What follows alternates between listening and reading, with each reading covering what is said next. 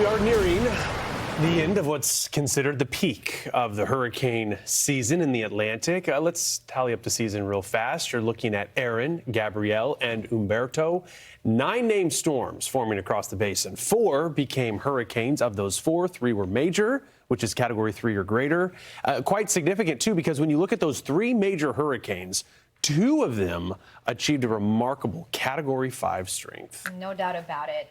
We've been very lucky when it comes to avoiding a landfalling hurricane here in the U.S., but it doesn't mean we've been able to dodge some of those fringe effects along the coast, especially out of the southeast, dealing with beach erosion. And as we just showed you, homes falling into the Atlantic out of the Outer Banks. So the season in terms of numbers, how is that trending so far? Well, we know Colorado State University has forecasted that above average season with 16 named storms.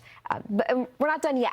The reality is we're not done yet with this season. We still have 2 months left to go. So we want to bring in Philip Klotzbach with Colorado State University. Phil, we appreciate you joining us here on Weather Command. I guess right now, if we just check in, 2 months to go, what we've seen so far, how would you grade the season so far? Yeah, so far, it's been a very unusual season in that we had, mentioned Hurricane Erin, a powerful Category 5 hurricane during August. Then we went through a really pronounced lull for several weeks.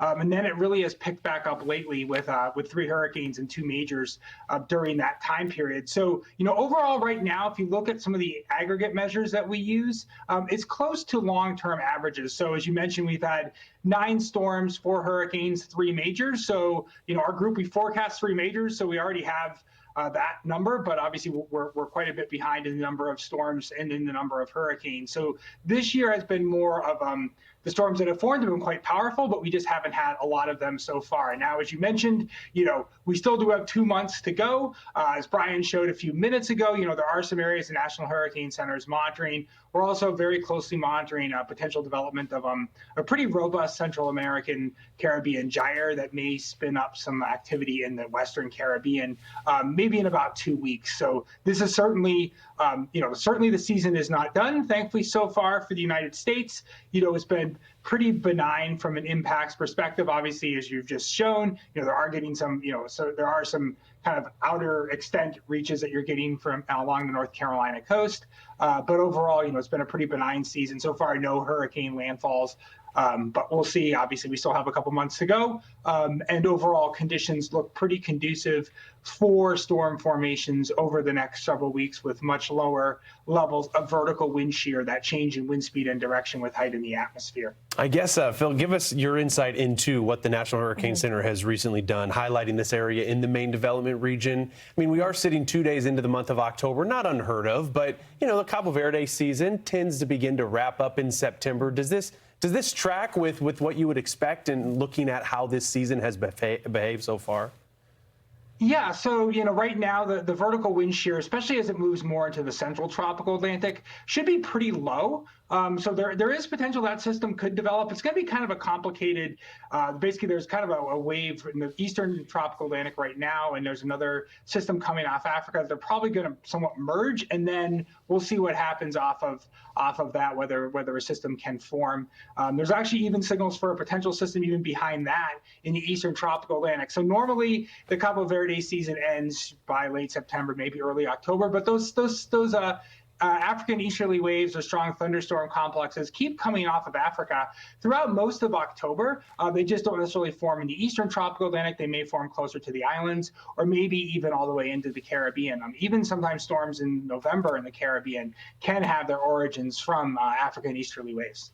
Yeah, it is interesting. I mean, if you look at the October, the long-range outlook, right, highlighting maybe the Bay of Campeche into the southern Gulf, portions of the Caribbean, this just hasn't been an area where we've seen any activity this season. So we know we have this very untapped, ready to go, well, water especially. But yeah, I mean, looking ahead in terms of watching closer to home, maybe some signs we could see things switch in terms of where we're seeing activity start to build. Yeah, that's correct. So typically as you go into October, storms form farther to the west in the Atlantic, and that's primarily because vertical wind shear gets too strong in the eastern Atlantic for storms to form. So again, you still do get those thunderstorm complexes coming off Africa. They just tend to form farther west in the basin. There are signs that the winds across the Caribbean are going to become quite weak, probably kind of a broad area of circulation developing in that region around the middle of October. But the Climate Prediction Center has a pretty robust area of potential in about the middle of October for that region. So again, it's too far out to know exactly what and when, but certainly something that bears watching, in addition to that area that's going to be coming off of Africa, merging with the other area in a couple of days, and then tracking more potentially towards the islands. Obviously, we're going to need to watch and wait and see what may happen with that system. Phil, we always look forward to those long-range outlooks, the seasonal outlooks that Colorado State University has been doing for more than 40 years. And we always get those, April timeframe. And there are revisions, updates. So a twofold question before we let you go. One, if you had the opportunity to change the numbers on October 2nd, would you, and how would they be revised? And maybe in line with that, have there been any, I guess we'll call them wrinkles in this season that might give you new clues into maybe how the future seasons will be predicted? Yeah, so, as you mentioned, we do update the forecast in early August. After that, we do 2-week forecasts. So we try to predict how busy the next 2 weeks are going to be. We don't do updated seasonal outlooks. Certainly, given we already have our 3 major hurricanes, we probably would consider increasing that number, given the signs of potentially something in the Caribbean later this month. Obviously, probably knock down certainly the number of storms and maybe the number of hurricanes slightly. But overall, the seasonal forecast is probably going to verify reasonably well. Obviously, it depends what happens the next couple of months. In terms of what we may be changing in the future, one of the things we've noticed the past 2 years is that we've had these kind of pronounced lulls during the middle of the season where the season got very quiet, where we have typically what we call our climatological or average peak is around September 10th. Both this year and last year, it got really quiet around that time. And so, one of the big issues the last couple of years has been a lot of issues with stability. So the atmosphere has been pretty stable, been a lot of sinking motion, a lot of dry air. So we're going to probably try to do some more work at trying to be able to forecast that.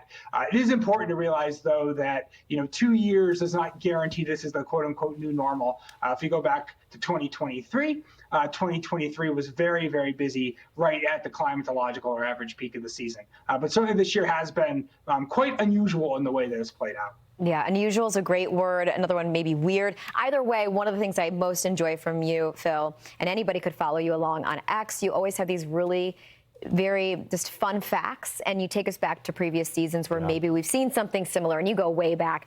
You're like an encyclopedia of info when it comes to that. But always a fun conversation. Appreciate checking in with you as we navigate the next 2 months of hurricane season. Phil Klotzbach, Colorado State University hurricane specialist. Thank you. Always great getting some time with him, especially in the month of October as things are beginning to wind down.